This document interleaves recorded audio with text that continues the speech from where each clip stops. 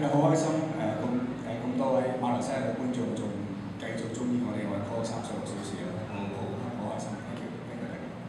好開心，因為今次係我第一次得到一個成長，而頭先我都講到係我今次係特別開心，係因為第一集其實未算唔係一個好典型嘅討好嘅角色，但係好多謝觀眾嚟到第二集見證住我成長，同埋會真係會投票俾美雪，所以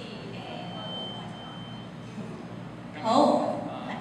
咁第二集嘅評語好似唔係比第一集咁好喎，有咩想發表啊嘛？係咩？我聽到都好好喎。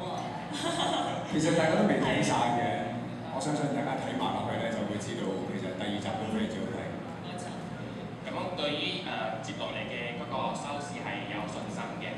有信心。有信心，希望可以憑呢套劇，我哋喺香港可以再次攞到幾個獎咧。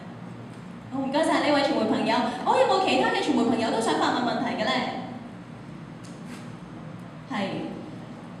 好，咁我問下阿怡啦，不如阿怡頭先咧喺攞獎嘅時候咧就話好想同阿馬明啦，即係再次演呢個情侶係咪啊？係啊。係。因為我哋好有默契，好夾啊嘛。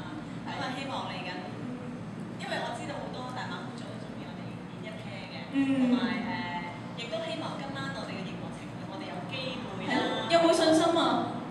唔知啊，我有嘅。馬明咧？睇下馬來西亞觀眾投票咯。投成點啦，係。好，仲有冇傳媒朋友有問題咧？